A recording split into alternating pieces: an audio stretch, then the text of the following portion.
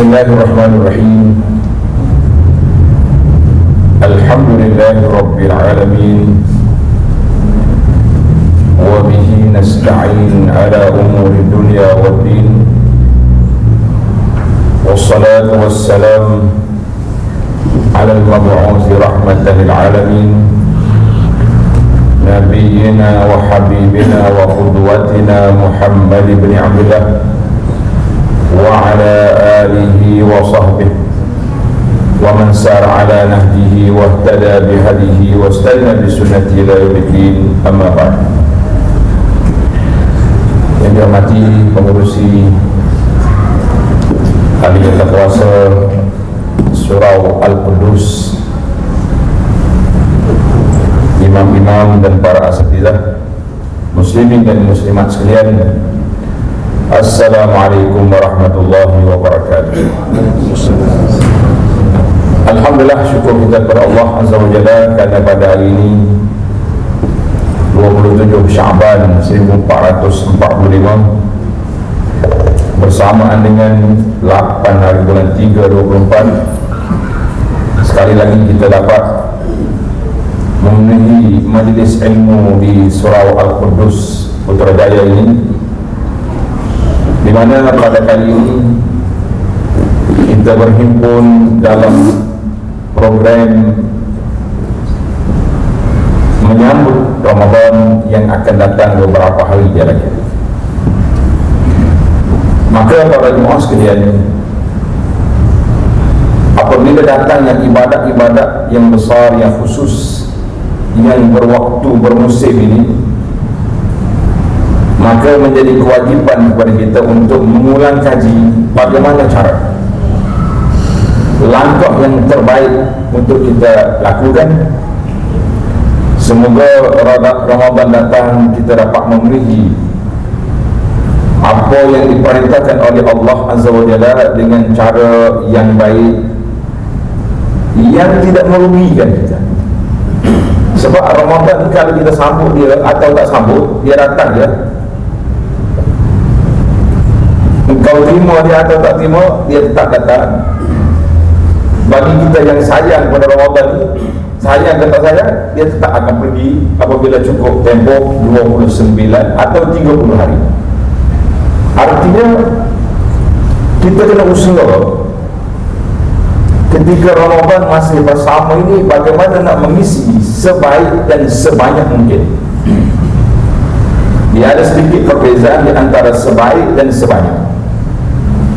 Ada orang isi banyak tapi mungkin tidak baik, tak kena dengan apa yang diajar oleh Nabi SAW, maka kita rugi.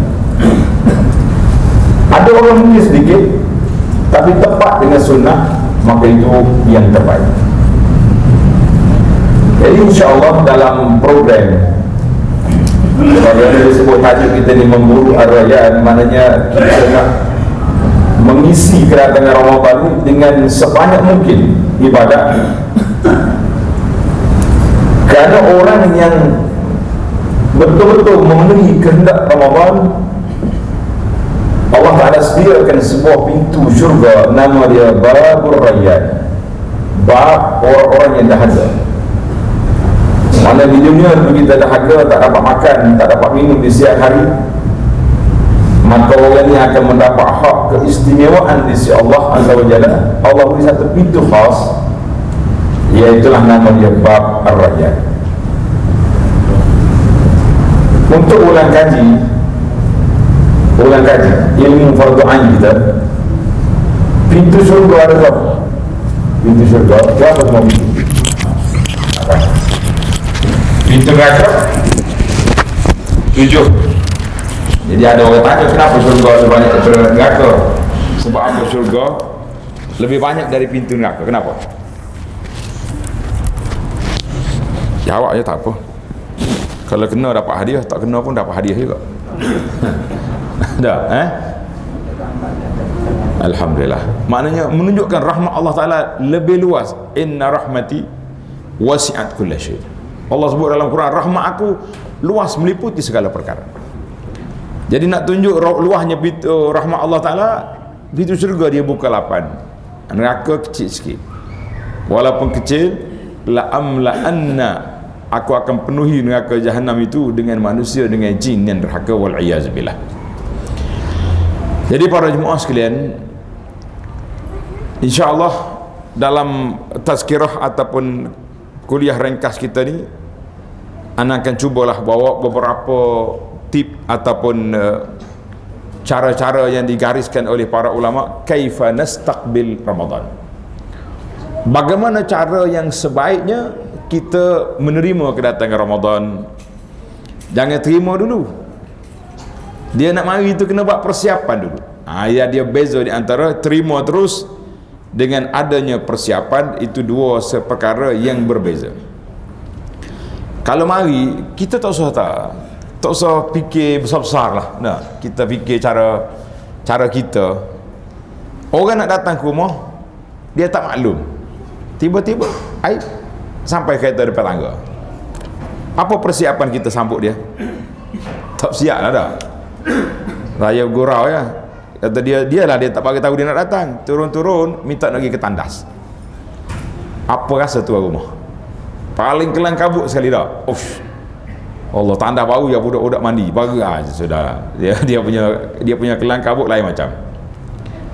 Tapi kalau orang tu maklum nak datang, dah 3 hari dah sudah maklum, dia akan sampai pada hari sekian, kita buat persiapan bersih. Demikianlah Ramadan yang datang ini pada setiap tahun. Orang-orang yang soleh, bagaimana mereka menerima kedatangan Ramadan. Dan insya Allah kita tak kata kita orang soleh, tapi kita berusaha menjadi orang soleh. Kalau ada orang tu mengaku saya lah orang soleh dalam kampung ni, tuan-tuan lari sama ada dia tak sempat makan ubat hari tu, ataupun dia lain macam dia punya cara. Cuma kewajipan kita, menjadi kewajipan kepada kita berusaha untuk menjadi orang soleh. Kita kata saya bukan orang baik, tapi saya nak jadi orang baik. Ni kita tak boleh mengaku, tapi kita tak mengaku juga orang tak baik kan. Saya orang jahat lah, orang tak cakap. Biasa jahat orang tak mengaku, tapi kalau tak tahu mungkin dia mengaku. Saya ni tak tahu Ustaz, tapi bila dia mula dengan tak tahu, dia yang cakap banyak dalam majlis tu. Kadang-kadang orang tanya hukum tak sempat Ustaz jawab, dia dulu tolong jawab. Tapi tadi mengaku tak jauh. Itu satu problem yang dia panggil satu masalah yang berlaku dalam sebahagian masyarakat, yang kita perlu muhasabah, yang kita perlu teliti biiznillahi azza wa jalla. Baik, yang pertama, tuan-tuan kena tulislah, belajar mencatat. Belajar mencatat, sebab ilmu talaqi ni dia ada 2 cara. Sama ada orang tu hafal atau tulis. Dia panggil hafal ataupun dia panggil tulis. Sama ada dia panggil al-hifzu ataupun dia panggil al-kitabah. Jadi kita ni kalau boleh dua-dua cantik. Saya ingat Ustaz, tadi ya ingatnya, besok belum tentu. Waktu ni ingatlah, tapi lepas pada ni tak tahu. Yang pertama sekali, bila kita nak terima Ramadan ini, apa persiapan kita? Iaitulah dia panggil at-taubatun nasuh. Kita kena buat persiapan jiwa kita dengan bertaubat kepada Allah Azza wa Jalla daripada perkara-perkara yang tidak baik. Di sini timbul soalan daripada para jemaah. Dia kata peliklah Abu Anas, orang taubat bulan Ramadan, dia suruh taubat sekarang. Isu ni sama dengan satu lagi isu yang tuan-tuan rasa lebih kurang bila orang nak pergi haji. Bila nak pergi haji, kita kata tuan-tuan buat persiapan jiwa nak pergi haji dengan istighfar, dengan taubat. Pelik, orang nak pergi taubat di Arafah. Betul ke persepsi sedemikian? Nak taubat tunggu Ramadan, orang nak pergi haji nak taubat tunggu di Arafah. Betul ke dia punya falsafah macam tu? Boleh komen sikit. Betul tak betul? Tak betul. Pasal apa tak betul? Ya? Kesan berbeza. Maksud dia?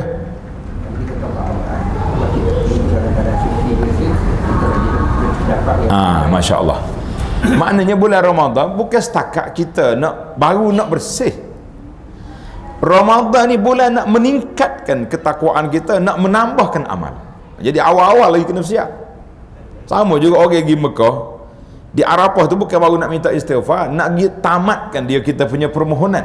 Maknanya kalau ada lagi yang tersangkut, kita bersihkan semua di situ, kerana di situlah tempat Allah Ta'ala janji dengan maghfirah, dengan rahmat, dengan segala perkara yang begitu banyak yang dijanjikan oleh Allah Azza wa Jalla. Jadi maknanya kita kena awal lagi persiapan. Manakah dalil persiapan awal ini? Ada dua perkara yang ditunjukkan oleh baginda Nabi sallallahu alaihi wasallam. Yang pertama, pada bulan Syaban, baginda sallallahu alaihi wasallam sendiri banyak berpuasa sunat bulan Syaban. Banyak puasa sunat. Sehingga kan Sayyidah Aisyah radhiyallahu anha, dia tanya, dia bagi tahu, aku qada puasa tahun lepas pada bulan Syaban. Kenapa? Kerana Rasulullah berpuasa di situ. Jadi, dan cucu Nabi, cucu angkat Nabi, Usamah bin Zaid radhiyallahu, dia tanya, kenapa kami tengok Rasulullah sallallahu alaihi wasallam berpuasa pada bulan Syaban lebih daripada bulan lain? Maka Nabi bagi hujah yang cukup mantap. Dia kata bulan Syaban ni bulan agak terupa kepada ibadat, sebab dia telah di antara bulan Rajab, bulan haram, bulan Ramadan, bulan semua orang pulun untuk beribadat. Jadi Syaban ketinggalan, maka aku hidupkan di sini. Satu lagi hadis yang menyebut tentang malam nisfu Syaban. Jadi walaupun hadis ini adalah perbincangan ulama hadis, ada yang menerima, ada yang mengatakan dia itu lemah. Allah SWT bila tengok kepada hamba dia pada malam nisfu, maka diberi keampunan kecuali dua kumpulan. Kumpulan yang pertama yang langsung tak mendapat rahmat Allah Ta'ala, iaitulah kumpulan musyrik, orang yang melakukan syirik pada Allah Ta'ala, wal'iyazubillah. Hak ni tak dapat selagi dia tak taubat lah. Kalau dia taubat, dia masuk Islam, selesai. Yang kedua, musyahin. Musyahin ni dekat datang kita, tak jauh, mungkin duduk berlegar di sekitar kita. Iaitulah orang yang berkelahi di antara sama-sama orang Islam. Jadi yang kedua ni ada ke tak ada kita? Saya tak kelahi dengan orang, Ustaz, cuma saya sakit hati orang je. Dia tak pakai, dia sakit hati dengan orang. Saya tak kelahi dengan orang, tapi saya dengki dengan orang. Kalau ada simptom-simptom ini dalam hati kita, dalam jiwa kita, ini yang perlu kita perbetulkan. Betul? Kita sakit hati seorang kita. Ada juga jenis perangai lagu tu, dia seorang yang sakit hati, dia panggil sakit jiwa seorang diri. Orang yang kita sakit hati tak tahu pun. Sebab dalil tak tahu. Bila dia jumpa dengan kita, dia senyum, dia layan baik-baik. Dia kalau dia tahu kita nak marah dia, mungkin dia pun lari. Aku tak boleh dekat dengan dia tu, nampak dia macam berapi je. Nanti dia sembuh depan orang akan malu. Dia tak tahu kita seorang yang duk sakit hati. Maka ni adalah peluang kita baca dalam ayat yang Allah Ta'ala sebut itu, wala taj'al fi qulubina ghillan lilladina amanu. Ya Allah, jangan jadikan dalam hati kami kita ghillan. Ghillan itu makna benci kepada orang yang beriman. Letak di situ. Maka persiapan kita itu yang diarahkan dalam sunnah Nabi sallallahu alaihi wasallam. Jadi taubat kita ni maknanya kita perbetulkan channel kita, sama ada kita dengan Allah Azza wa Jalla ataupun kita dengan sama-sama makhluk. Dan satu lagi yang tak boleh dilepas begitu saja, taubat dari sudut keuangan. Ini taubat dari sudut keuangan ni berat juga ni.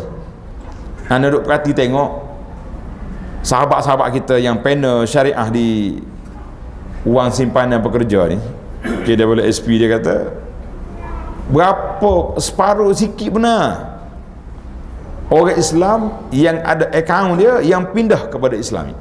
Tak mau pindah lagi sebab dia punya dividen kurang sikit daripada yang tidak Islam.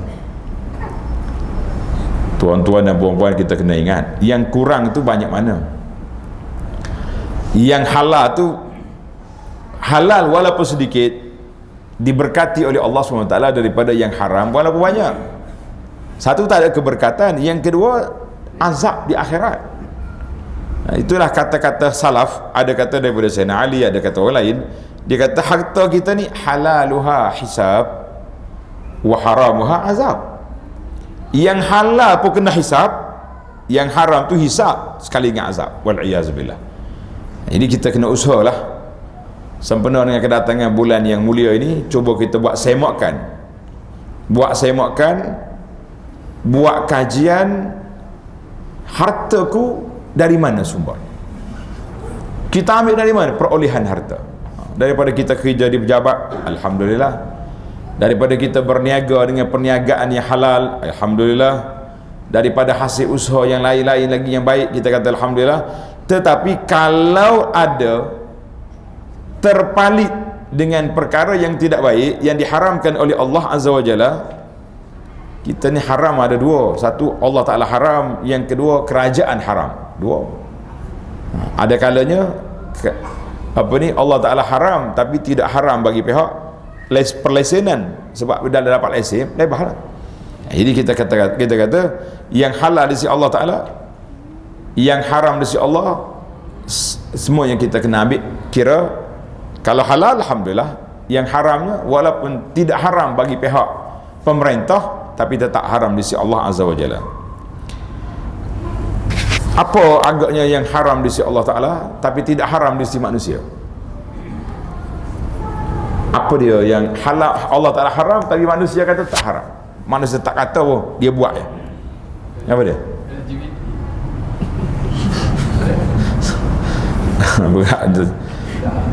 Ya, dalam bab keuangan. Kita nak bicara dalam bab keuangan. Dalam bab keuangan apa dia? Kata kuat sikit biar berani. Riba tak haram. Dalam Quran kata haram, tapi manusia tak kata haram sebab tak ada akta haram riba. Ada. Sepatutnya pusat-pusat riba ni ditulis non muslim, orang muslim, Islam no entry. Sebagaimana pusat-pusat judi, pusat arak ditulis orang Islam tidak dibenarkan masuk. Tapi kenapa dalam bab riba orang Islam tidak dihalang masuk? Itu kita kena kira. Baiklah. Maknanya kita semak dalam hidup kita ni dalam semua perkara. Dalam bab ibadat kita, dalam bab muamalat kita, dalam bab hubungan di antara kita sama-sama kita, bukan satu perkara yang kecil. Sebab itulah Nabi sebut dalam hadis tadi dua perkara, musyrik wa musyahin. Musyahin itu maknanya orang yang berkelahi. Bagi analah isu berkelahi ini memang satu isu yang agak perlu dimuhasabah. Jangan tunggu hari raya. Kita kadang-kadang tunggu hari raya baru bermaaf-maafan. Hari raya hari bermaafan. Bermaaf ni sebelum puasa lagi. Hari raya tu hari kita pergi jumpa orang panggil mantapkan lagi ukhuwah dan mantapkan silaturahim. Baik. Yang kedua, kita kena sentiasa bersyukur pada Allah Ta'ala di atas nikmat yang Allah anugerahkan kepada kita. Sekarang ni sudah 27 Syaban. Berapa hari lagi nak Ramadan? Berapa hari lagi? 8, 9, 10. 3 hari lagi. Dah 27, 28. Esok 28. Ahad 29. Hari Isnin. Kalau nampak anak bulan dah boleh. Kalau tak nampak mana hari Selasa. Tak lebih dah. Rabu tak jadi. Rabu tu kena hari yang kedua dah. Ni orang duduk tular ni ada di kampung sebelah jiran kita ni, maya terawih dah semalam. Kita tengok.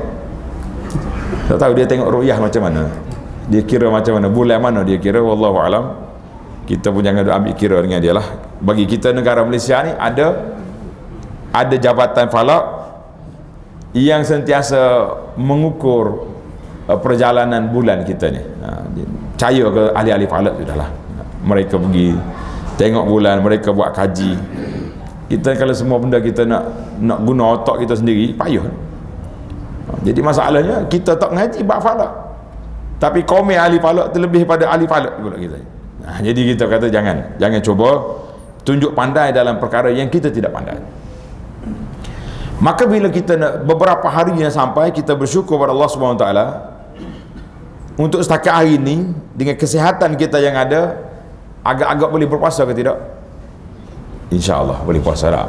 Kalau panjang umur kita boleh puasa. Berapa ramai keluarga kita, sahabat-sahabat kita yang sekarang nampak macam gelap harapan untuk puasa, sama ada hari Senin atau hari Selasa ni, sebab mereka duduk di hospital, ada yang duduk sedang berpantang, makan ubat je tak boleh makan nasi contohnya. Maknanya bila Allah SWT beri kepada kita nikmat yang ada ini, kita buat janji dengan Allah SWT. Janji apa? Kita janji, ya Allah, dengan kesihatan yang kau beri pada aku, insya-Allah aku akan isikan Ramadan dengan sebaik mungkin. Kita janji, tak payah bernazar. Kita sendiri tu dia panggil aqdul azam, mana letak satu keazaman.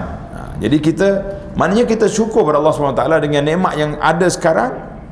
Sebagaimana kata ulama salaf, qayyidu ni'amallahi bisyukri. Kita ikat, kita tambah nikmat Allah Ta'ala yang Allah Ta'ala beri sekarang ni dengan syukur Allah Ta'ala. Baru ni orang duk kempen solat subuh seperti Jumaat. Jadi kita kena kempen diri kita bahawa solat berjamaah setiap masa, bukan subuh je. Subuh ke, zuhur, asar ke, tak kira. Dia kata zuhur saya solat di pejabat, tak kira lah kat mana pun, yang penting solatul jamaah. Di pejabat kita ke, di kebun kita ke, di mana saja kita berada, bila masuk waktu solat, bila marinya azan, kita solat berjamaah. Kadang-kadang kita tengok suasana sebahagian masyarakat, dia tak jadi satu kesatuan. Bila dia mari masjid, orang dah imam dah solat, dia akan solat seorang sana seorang sini. Tak ada, maknanya kesatuan ummah, menunjukkan kekuatan kita ni tidak ada. Baiklah, itu yang kedua yang kita kena tunjukkan. Yang ketiga, tanda tuan-tuan, yang ketiga kena belajar hukum hakam puasa. Kita ni belajar puasa, belajar kan, cuma tahun lepas, tahun ni kena belajar lagi. Ya, kita ulang kaji balik tahun ni, apakah hukum hakam puasa. Kalau orang tanya kita, orang tanya kau, kita sendiri tanya kita ke, berapakah rukun puasa? Rukun puasa ada berapa? Dua. Ni ada ustaz berdoa ni kali, dapat lah jawapan. Ada. Dikata rukun puasa dua saja. Yang pertama dia panggil al-imsak. Maknanya dia tahan diri daripada makan dengan minum. Ataupun yang pertama dia mula dengan niat, mana kita nak puasa kita kena niat. Yang kedua al-imsak, maknanya kita berhenti daripada makan dan minum bermula daripada fajar sampai ke maghrib. Ada orang salah faham, dia kata bila kita kata al-imsak, dia kata imsak ni 10 minit je, tu dia panggil imsakiyah Ramadan. Dalam takwim yang orang duduk bagi kan, duduk bagi sebar tu, dia panggil imsakiyah Ramadan, maknanya 10 minit sebelum subuh. Itu bukan larangan, itu lampu kuning nama dia. Maknanya kalau kita baru sedar tidur, ada 10 minit lagi nak azan, makanlah. Tapi kalau kita sudah makan dah, tak payah, aku ni ada 10 minit lagi ni. Dah awak dah sudah makan, pergilah gosok gigi, pergi mandi, kita nak pergi masjid pula ni, nak pergi surau pula. Jadi elok dah 10 minit tu untuk buat persiapan. Kalau kita sudah mandi, orang tak azan lagi, rasa nak minum air, minum ya. Tapi bagi orang yang baru sedar, baru bangun tidur, ni waktu untuk dia teruskan. Jadi kita kena letak dekat situ, belajar hukum hakam puasa, kena belajar. Dia tidak payah sebenarnya. Puasa ni di antara amalan yang tidak payah, sebab dia tak boleh makan, tak boleh minum, tidak boleh melakukan persetubuhan suami isteri pada siang Ramadan, dan tidak boleh muntah dengan sengaja. Itulah dalam kitab fiqh ada sebut detail. Tapi kena belajarlah, usaha belajar. Dia kata tak sempat dah ustaz, kita nak buat daurah Ramadan. Tuan-tuan boleh tengoklah Sekarang ni banyak dalam YouTube kuliah-kuliah tentang Ramadan, hukum hakam puasa yang telah dibuat oleh para pendakwah, para asatizah kita yang aktif berdakwah, menyiarkan ilmu mereka dalam alam maya. Kita kata alhamdulillah. Ana sendiri ada beberapa kitab yang saya baca bab puasa je. Tuan-tuan boleh pilih kitab mana nak baca. Di antara kitab yang terbaik lah, agak detail perbahasan, tengok dalam YouTube, dia panggil Syarah Abu Anas kepada kitab Al-Mu'tamad. Nama kitab dia Al-Mu'tamad fi Fiqh Syafi'i. Dalam tu detail daripada awal syarat puasa, syarat sah puasa, syarat wajib puasa. Dia lain, syarat sah lain, syarat wajib lain. Maknanya syarat sah puasa, kalau orang tu puasa ikut syarat dia sah. Tapi syarat wajib tu kena tambah satu lagi, orang tu aqil, baligh, dia panggil syarat wajib. Mana kalau kanak-kanak ni tak wajib, tapi kalau dia puasa sah, kecuali dia batalkan. Jadi kita kena belajar ilmu tu. Menarik para jemaah sekalian. Dan insya-Allah esok sekali lagi kita akan ulang. Tuan-tuan yang tak boleh pergi, ikut online kita di Masjid Negara Kuala Lumpur jam 9 hingga 11 pagi. Ana akan baca bab kitab As-Siyam, bab puasa dalam kitab kitab fiqh mazhab Syafi'i. Menarik tuan-tuan, kita boleh belajar 2 jam ni, taklah detail sangat, tapi sekurang-kurangnya ada ulang kaji insya-Allah. Jadi di Masjid Negara dia terbuka, siapa laki-laki boleh, perempuan boleh pergi. Yang tak boleh pergi, kita tengok di alam maya kita biiznillahi azza wa jalla. Ini penting. Baik, yang keempat ni dipanggil dari sudut motivasi, dari sudut psikologi, dia panggil al-azmu wal himmat. Kita kena ada semangat, kena ada niat yang baik, kena ada himmah, maknanya orang panggil nak mengisi Ramadan dengan begitu semangat. Setakat ni semangat tak semangat kita? Semangat tak? Agak-agaknya semangat ahli ibadat dengan semangat tokek kedai mana kuat? Anak duk perhati tokek restoran, dia duk iklan dah. Semalam ada orang hantar, dia kata buffet iftar Ramadan 200 satu kepala. Saya kata ni bukan buffet Ramadan, ni bukan bazar Ramadan, ni sudah jadi bazir Ramadan. Kita makan di surau pun orang bagi free, dia nak makan di restoran sampai 200 kepala. Apa iftar macam tu. Ini itu pembaziran yang berlaku di bulan ni. Kerana kita kena letak semangat bahawa insya-Allah, letak senarai tuan-tuan dalam buku mana kertas. Dalam kertas tu kita dah letak beberapa perkara ibadat. Tak apa, tuan-tuan tolong ambil dan tolong baca. Saya anak baca tak sempat. Ni dalam risalah kita ni, Ramadan Al-Mubarak, amalan awal di bulan Ramadan. Dia ada 6 siri risalah Ramadan ni. Tapi kita bagi satu je lah. Kalau semua surah 6 siri, tak kalah bit lah kita bawa bagi dia punya risalah dah. Tapi kalau PDF ada. Tuan-tuan kalau nak PDF ada.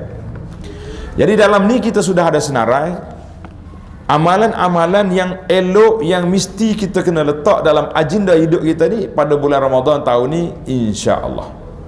Kata insya-Allah lah kau boleh buat. Siapa dia kata tak boleh buat, orang ni sangat lemah, tidak ada semangat, tidak ada ulul himmah, semangat untuk mengisi Ramadan. Allah Ta'ala sediakan kita Ramadan. Dalam Al-Quran Allah kata apa? Aku bagi kutiba alaikumusiyam la'allakum tattaqun. Kutiba alaikumusiyam, aku wajib pada kamu berpuasa ni. Objektif besar, objektif utama dia panggil maqasid, dianya la'allakum tattaqun, supaya kamu jadi orang yang bertakwa. Para jemaah sekalian, bila Allah nak kita jadi orang bertakwa, maka dia bukanya lorong takwa cukup besar. Ibarat kata kita kerja di pejabat, bos panggil, dia kata nama apa kita, Muhammad. Dia kata, Muhammad, saya nak naik pangkat awak. Kenapa tu dia senyap gitu ya? Kita nak balik cerita ke orang rumah pun tak berani, takut dia main-main gurau-gurau je. Tak nak tulis di Facebook lagi tak berani, takut orang kata perasan seorang. Tapi kalau dia kata aku nak naik pangkat, ini borang, isi borang, pergi kursus 2 minggu, confident tak? Allah SWT kata la'allakum tattaqun, aku nak jadikan kamu ni orang bertakwa, maka dibukanya lorong takwa di bulan Ramadan ini sangat besar. Sabda Nabi SAW, idza kana awwalu lailatin min Ramadan sufidati syayatin, bila masuknya malam pertama Ramadan, syaitan diikat. Itu satu lorong. Maknanya kita main analogi mudah ya, musim perayaan Aidil Fitri ke Aidil Adha ke hari tahun baru Cina ke apa tak, kerajaan dah keluar arahan awal-awal lagi, lori-lori besar tidak dibenarkan berjalan. Letih kita jam, barang-barang sudah habis, bekalan tak ada. Maknanya bila mari Ramadan syaitan diikat. Kenapa diikat syaitan? Sebab Allah nak suruh kita bergerak sendiri. Gangguan syaitan tidak ada, tapi nafsu masih ada. Nafsu yang dididik oleh syaitan, yang ini mengganggu kita. Ada seorang pakcik, saya pun tak ingat ada pakcik ni, tapi ada, dia tanya soalan menarik juga. Dia kata, saya duduk bila dengar ustaz ceramah syaitan tak ada di bulan Ramadan, tapi terfikir dalam kepala saya, betul ke syaitan tak ada? Kita kata, siapa cakap syaitan tak ada? Syaitan ada, cuma dia kena ikat. Kalau kata tak ada, tak mungkin. Syaitan tu wujud, tapi dia kena ikat. Kita pun tanya dia, pakcik tak percaya ke dengan hadis? Saya bukan ganti hadis. Kata ni kita ni pengikut sunnah, kenapa pula habis? Kenapa macam tak selesa je dengan hadis syaitan tu? Dia kata ada sebab dia. Dia ada sebab nuzul. Apa dia sebab nuzul dia? Dia kata waktu dia pergi ke masjid bulan Ramadan, keluar dari masjid, selipar dia hilang. Ada juga nak tasih hadis dengan selipar hilang. Maknanya kalau selipar hilang, syaitan lah curi. Syaitan mana pakai selipar wajib? Kan orang tulis kartun syaitan tak pakai selipar. Ada tulis selipar. Orang tulis kartun tulis syaitan tak pakai selipar. Macam mana kita kata macam ni? Dia ketawa, dia kata, ustaz saya bukan tak percaya. Kita pegurau lah dengan dia. Kita kata, pakcik, syaitan yang diikat tu dia tak pakai selipar. Tapi ada satu lagi kategori syaitan yang Allah Ta'ala sebut dalam surah An-Nas, minal jinnati wan nas. Syaitan tu daripada dua, sama ada jin yang kita tak nampak ataupun daripada manusia yang kita nampak. Maka yang manusia ni Tuhan tak ikat dia, kecuali dia nakal, penjara yang kurung dia, itu cerita lain. Maka pada jemaah sekalian, Allah Ta'ala anugerahkan kepada kita, maka di sini semangat yang kita kena letak. Tuan-tuan dan puan-puan, cuba semak balik Ramadan kita tahun lepas. Cuba semak balik Ramadan tahun lepas, berapa juzuk Quran yang kita baca tahun lepas? Ingat ke tak ingat dah? Ingat lagi tak? Kalau boleh tahun lepas dan tahun sebelumnya, selepas zaman Covid ni. Masa Covid itu tak tahulah boleh baca Quran ke tidak, sebab duk pening kat rumah. Nak jadi imam sendiri tarawih. Kita siasat. Kemudian tahun lepas aku infak derma banyak mana? Kita infak di bulan Ramadan tu banyak mana? Kemudian tarawih. Ini agak isu sensitif sikit ni. Tarawih sebelum-belum ni, adakah cukup rakaat sekali dengan imam atau lari tengah jalan? Tuan-tuan jangan jawab lah, sini malu korang. Jawab adalah hati kita. Tahun lepas kuat juga penting. Tahun lepas lari juga kita, separuh jalan lari. Kita kata tahun ni dia panggil semangat yang kita nak tahun ni, iaitulah kita berazam, letak keyakinan bahawa kita tak akan lari tengah jalan. Sebab apa? Sebab kita dapat risalah ni awal. Tengok risalah dalam kolom yang ketiga tu, selepas Bismillahirrahmanirrahim. Coba tengok yang ketiga tu, ada pesanan yang warna hitam tu. Dia kata sebagai peringatan, setiap jemaah hendaklah menyempurnakan solat tarawih bersama imam supaya namanya tertulis di kalangan orang-orang yang qiyam, yakni orang yang solat malam. Mana dalil? Dalil hadis Abi Dzar radhiyallahu anhu meriwayatkan Nabi kita sallallahu satu malam dia solat qiyam Ramadan. Zaman Nabi tak nama tarawih, Tapi bolehlah kita guna nama tarawih atas dasar dah jadi istilah. Jadi istilah kan. Nabi solat tarawih sampai setengah malam. Bila sampai setengah malam, ada sebagai sahabat mari komplain. Ramai sahabat komplain juga. Biasa tempat kita komplain kuat dah. Kalau imam baca panjang komplain lalu. Imam ni mentah ke dia hafal Quran, macam-macam dia buat dengan kita. Mari sahabat dia kata, ya Rasulullah, tengok dalam hadis tu, wahai Rasulullah, baru separuh malam, kalau Rasulullah teruskan lagi solat qiyam ni sampai ke sahur, rasanya lagi semangat.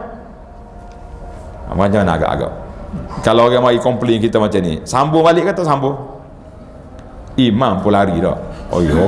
Ahli ibadat sini ni tak larat kita dah. Nabi SAW yang dia tahu manusia ni lemah, lebih lagi umat akhir zaman nanti orang yang lemah, maka Nabi kata, innahu man qama amal imami hatta yansarif kutiba lahu qiyamul lailatin. Siapa yang berdiri bersama dengan imam, ada juga orang cerdik, dia kata, ustaz, saya lari bersama imam yang pertama. Masjid kita ni berapa imam tarawih? Itulah dia kata dia lari yang pertama. Yang penting lari juga dia. Kita kata tak boleh yang pertama, tarawih ni package 20 rakaat tak boleh lari. Imam satu imam, kalau ada 3 imam kena ikut imam yang terakhir. Maka ditulis baginya pahala qiyamul lailatin, berdiri satu malam. Dia untuk tak untuk kita. Selepas kita solat tarawih pukul 10 malam, makan mores sekejap, balik sambung tadarus, mungkin pukul 11 kita dah tidur, nak bangun sahur, nak kerja esok, tidur itu ditulis pahala qiyamul lail. Jadi rugilah tuan-tuan kalau kita tak ambil. Maka itu dia panggil uluwil himmah, semangat yang kita kena letak keazaman kita semak yang tahun lepas, dan kita akan perbaiki, membaik pulih atau menambahkan kebaikan, nilai tambah pada tahun ini insya-Allah. Boleh ke tak boleh? Kena boleh lah. Kalau kata tak boleh, rugi. Nak kata apa? Walaupun amalan kita ni amalan sunat. Ustaz-ustaz kita yang mengajar dalam bab definisi amalan sunat dengan fardu ni, dia kata yang sunat buat boleh pahala, tak buat apa? Tak ada apa-apa. Betul tak? Ingat definisi sunat. Amalan sunat kalau buat boleh pahala, kalau tak buat tak ada apa-apa. Kenapa lagi tengah jalan? Tak ada apa-apa, bukan dosa. Betul, dari sudut jawapan pekohnya sah. Tapi dari sudut pahala kita kena tukar sikit jawapan. Yang sunat buat boleh pahala, tak buat kena letak situ, barulah dia motivasi tu naik. Tak buat rugi pahala.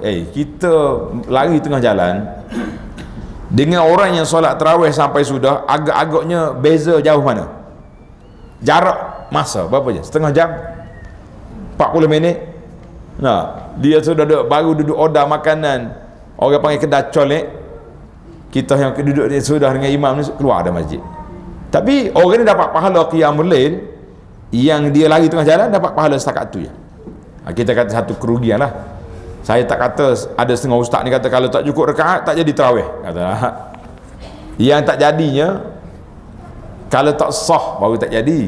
Macam kita solat zuhur 3 rakaat tak jadi tu. Solat zuhur 2 rakaat qasar jadi. Orang tawaf, dia tawaf 6 kali je tak cukup 7, itu tak jadi. Ada juga dia kata, ustaz saya letih hari ni, saya tawaf 2 kali je, boleh pahala ke tidak? Kata tawaf ni dia ada package dia, selagi tak ikut 7 tak jadi satu tawaf kan. Baiklah, kita ringkaskan masa dah masuk isya ni kita ni kan? Kita tambah sikit lah, kemudian kita beri. Yang kelima, Allah Ta'ala sebut ayyaman ma'dudat. Aku perdu pada kamu puasa ni ayyaman ma'dudat, hanya beberapa hari yang berbilang. Paling banyak puasa berapa hari? Paling banyak berapa hari? 30. Minimal dia 29, 28 ada? Tak ada. Dia tak macam bulan Februari. Bulan Februari ada setengah tahun 28. Ramadan bulan Hijri dia panggil syahr qamari 29 30. Siapa dia puasa 29, maka sudah dikira cukup sebulan, tak payah qada. Tapi kalau tak cukup 29, contohnya kita puasa di sini mula hari Selasa, kita andaian ni, orang Mekah dah mula hari Isnin, kita pun pergi Mekah raya di sana. Orang Mekah dia raya 29 hari, bagi kita berapa hari? 28. Kita kena raya sekali dengan dia, kemudian kena tambah satu hari lagi, sebab dia tidak ada 28 hari. Bulan Qamari tak ada 28 hari. Gitu ialah cara dia. Hak tu tak payah. Yang susahnya kalau mula di Mekah balik raya sini, dia akan jadi 31 hari. Macam mana nak buat tu? Dia tak ada juga 31 hari. Baiklah. Tu kita bincang lain lah. Moga semua tak mula puasa di Mekah ni, puasa sini ialah. Baik, yang keenam, kita kena ambil dengar banyak bulan Ramadan ni, banyak dengar tazkirah, nasihat, kata-kata motivasi. Sebab tempoh sebulan, bila tempoh sebulan kalau tak isi pengisian yang baik, ramai awal, kosong kemudian. Tu dah di awal Ramadan 10 hari pertama tu penuh surau. Ujung-ujung tu tak apa nak ada dah. Ada juga orang bersangka baik, ustaz, dia balik kampung, kata kalau balik kampung alhamdulillah. Takut bukan balik kampung, dia lari pergi ke mana? Nak siap raya dah, nak tarawih pun tak sempat, sebab nak pergi ke mall lah, nak pergi sana sini. Kita kata itu satu kepincangan yang berlaku di dalam kehidupan kita yang cukup merugikan. Maka walau bulan Ramadan, kita kena ambil peluang dengar tazkirah. Di antara ilmu yang paling utama yang kita kena ikuti para jemaah sekalian, iaitulah ilmu tadabbur Al-Quran. Kena ambil satu slot masa, tak kira sama ada pagi ke malam ke, kita ada kelas tadabbur Quran. Sekarang ni zaman kita ini, selepas zaman Covid ni, saya kata alhamdulillah, lepas zaman Covid ni dah mula banyak kuliah-kuliah di alam maya. Cuma dari sudut pahala majlis ilmu berbeza. Ini kita buka, kita tak sembunyikan lah. Ada jemaah tanya, dia kata, ustaz, saya duduk di rumah dengan kuliah, jadi dia tak pergi dengan kuliah di masjid, apa beza? Kata dari sudut ilmu dapat ilmu insya-Allah, dari sudut majlis ilmu berbeza. Sebab orang duduk di masjid, di antara maghrib dengan isya, kita tunggu maghrib, daripada selepas solat maghrib tunggu isya. Tuan-tuan yang duduk di sini ni ditulis oleh Allah Ta'ala pahala solat. Dia kata Allah Ta'ala tulis pahala solat selagi solat itu menahan kita daripada balik. Maknanya kalau kita mari maghrib, isya, ni kita lewatkan sikit solat isya contohnya, mana kita dapat 2 jam, banyak pahala tu. Kalau masjid kita ni boleh i'tikaf pula, pahala i'tikaf lagi.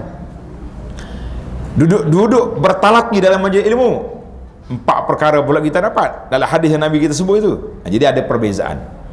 Sebab itulah bila pencinta ilmu dia tanya macam mana solusi yang kita boleh buat supaya ilmu kelas yang kita ikut tidak terputus, tapi duduk dalam masjid juga kita dapat pahala. Kata duduk di masjid, dengar je lah. Sekarang ni kalau mengaji kita kelas alamanya, kalau kita balik rumah kita tak dapat duduk i'tikaf. Duduk di masjid tak dengar pula itu. Jadi jamak lah. Boleh kalau kita jamak. Kita bawa alat gadget kita ni, letak dalam telinga sebelah ni dengar kuliah kita mengaji, sebelah lagi dengar kuliah kat depan ustaz. Jamak itu jadi ke? Kau tak boleh.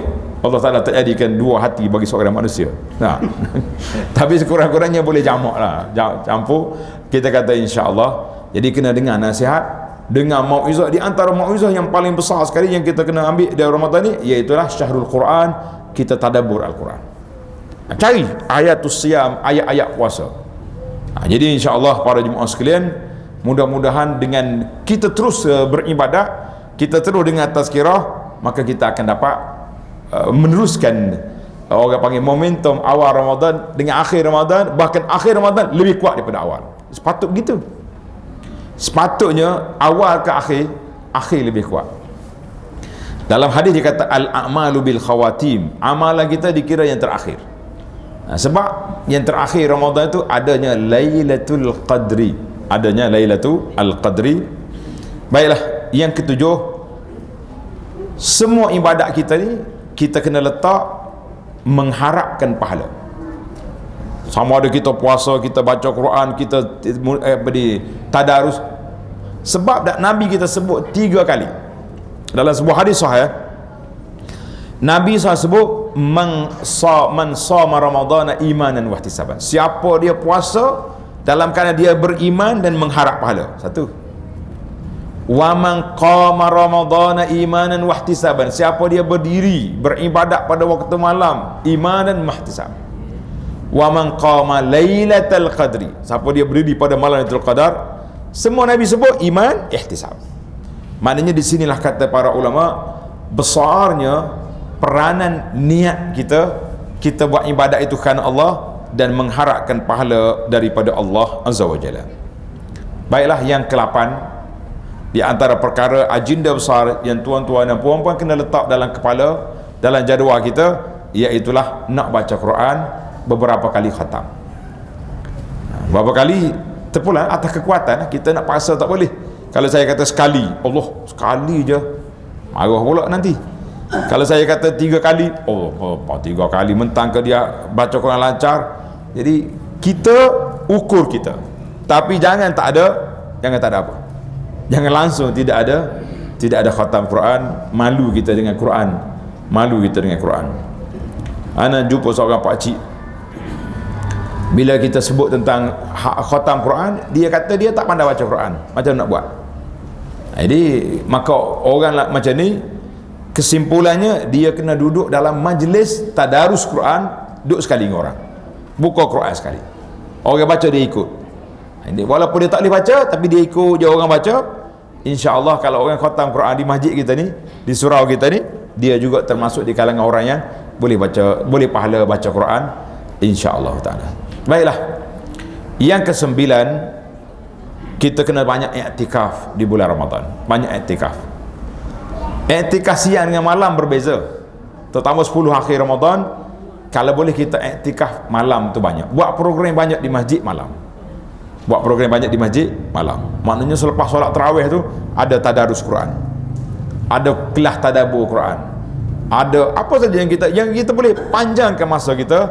Sebab kalaulah malam yang kita duduk di masjid itu berbetulan dengan malam Lailatul Qadar, khairum min alfi syahrin, gandaan pahala 83 tahun. Banyak ke sikit? Rugi kalau kita tak buat ibadat. Allah, 10 malam je. 10 malam bukannya banyak. 10 malam daripada 360 malam, 350 kita tidur di rumah. 10 malam kita habiskan masa di surau, di masjid kita ni, kalau kita mampu. Kalau betul-betul ada kemampuan lagi, duduk je di masjid. Iktikaf lebih baik daripada kita tidur di rumah, kalau kita ada. Baiklah, yang terakhir, yang ke-10, para jemaah sekalian, kita kena banyak muhasabah, tinggalkan perkara-perkara lara, perkara-perkara maksiat. Di antara benda lara yang ada depan mata kita sekarang ni, sama ada melalui alat-alat gadget kita ni ataupun melalui media-media yang ada di rumah kita. Dia biasanya gangguan yang dibuat oleh masyarakat kita ni, terganggu kita ni. Bila bagi mulai Ramadan, banyak pula drama-drama yang dikatakan Islami. Saya kata dikata Islami sebab Islami apanya? Duk tengok bini Abu Jahal tak tutup aurat, haram tengok bini orang walaupun bini Abu Jahal. Nah, kita ustaz nak tengok cerita Palestin, tengok cerita Palestin, pembaca berita tak tutup aurat. Jadi banyak benda-benda lara. Jadi kita cuba tak usah duk tengoklah cerita-cerita. Yang peliknya, cerita Nabi ke, cerita perang ke, tak ada pula bulan luar Ramadan. Bulan Ramadan je ada. Kita baru je buka Quran, anak mari panggil, mak, ni cerita Nabi pula. Tutup Quran, tengok cerita Nabi, sengih itu. Akhir kali habis masa gitu. Kita tutuplah cerita yang lain-lain, kita masuk cerita kita dengan Allah Azza wa Jalla. Cerita yang paling baik, ahsanul hadis kitabullah.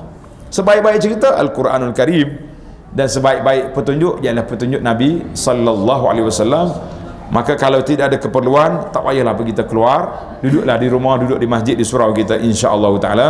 Dan sebagai penutup adalah kita banyak berdoa kepada Allah Azza wa Jalla, banyak doa, banyak zikir, banyak bermunajat. Kenapa? Karena waktu mustajab doa banyak di bulan Ramadan. Waktu mustajab doa banyak di bulan Ramadan.